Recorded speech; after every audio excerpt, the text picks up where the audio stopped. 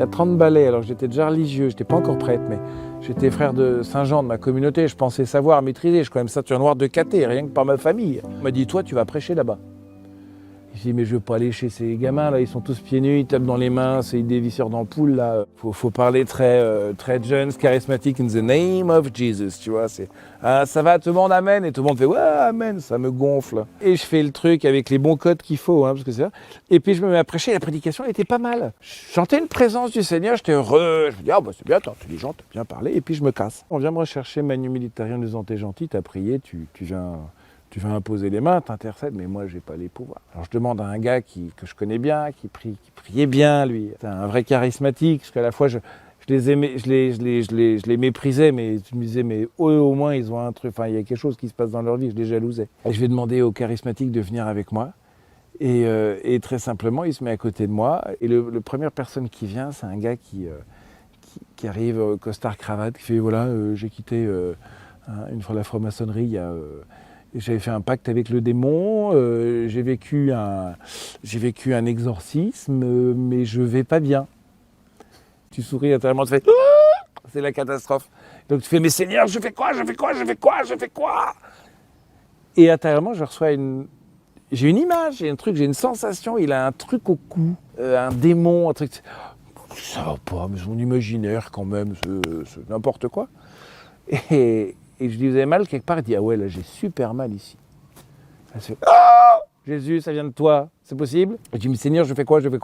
Chasse-le. Et à ce moment-là, il y a une puissance qui descend, un truc, une autorité, mais de malade, une force pour chasser le démon. Et je m'adresse au démon, ça s'appelle un charisme, c'est un don de l'Esprit Saint. Là, et je lui dis, dans le nom de Jésus, tu te casses. Le type se plie en deux, tombe en arrière, 4 mètres plus loin, il fait, oh, mais c'est passé quoi? Alors je regarde mes mains, le voisin mort de rire, c'est pas mal, mais je dis, mais attends, mais c'est quoi ce truc? Et là, tous les gens se mettent devant en disant, lui, il va prier pour nous. Et ce que les gens ne savaient pas, c'est que j'étais pas très en forme du tout dans ma vocation intérieurement, j'avais plein de questions, c'était vraiment plus que limite. Et je leur ai demandé après ça de prier pour moi, est-ce que vous accepteriez... En fait, la question, c'est est-ce que j'acceptais qu'on prie pour moi, vraiment? Puis je suis reçu par le patron là-bas qui me dit, pourquoi tu veux qu'on prie? Et là, j'éclate en sanglots. Je dis, mais moi, je vais me barrer. Je connais par cœur le bouquin de Jésus, là, c'est bon, le mode d'emploi, moi j'ai tous les diplômes, mais ça me saoule, c'est pas vivant en moi, c'est pas ce que ça devrait être. Et je me fonds en larmes, et puis je me dis de toute façon je vais me casser. Ma vocation c'est bientôt fini. Sauf si Jésus me dit, mais tu veux quoi de Jésus? Et la folie, je lui dis, mais je veux tout. Là je veux tout, j'ai pas le choix, j'ai plus rien, je suis tout nu. On part à la chapelle, il y a à peine un gars qui m'impose la main sur le front en invoquant l'Esprit Saint. Là, je tombe par terre. Je suis ramassé par quelqu'un et je suis pleinement conscient, mais impossible de bouger.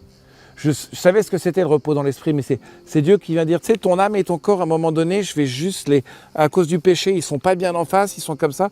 Hop, je te remets ça nickel, d'équerre. Et qu'est-ce qui se passe? Je vais pouvoir enfin intervenir dedans. Et j'ai vu, j'ai senti, j'ai l'Esprit Saint passer en moi. Et puis je voyais des passages de ma vie et des choses. Je dis, mais je ne pouvais pas parler. Je dis, Seigneur, c'est quoi? Et là, tu as un gamin de 17 ans qui dit, tu as demandé au Seigneur ce que c'était l'image. Alors je ne sais pas laquelle c'est. Et le Seigneur te répond que c'est tel moment de ta vie où tu as vu ça. Et il te donne le pardon. Le gars qui est là, il voit ce que moi je fais dedans. Jésus le lui révèle. En fait, j'étais en train d'assister à deux choses. Le charisme de prophétie où Dieu parle à quelqu'un pour se révéler aux autres, pour dire, lui il n'avait aucune idée de ce que c'était l'image, Dieu révélait rien de... Mais Dieu parle à quelqu'un pour se révéler aux autres, et moi je faisais l'expérience que lui venait par la prière d'un autre visiter mon cœur, visiter mon corps, visiter tout mon être, pour me manifester justement sa gloire et me montrer qu'il était là. Ce soir-là, j'ai fait l'expérience d'un sauveur qui allait jusque dans mon corps. Ce que je vis, ma vie d'aujourd'hui, avec l'Esprit Saint, avec la Vierge Marie, avec Jésus, c'est juste le commencement du préambule du début de la vie éternelle. Les emmerdes en moins au ciel.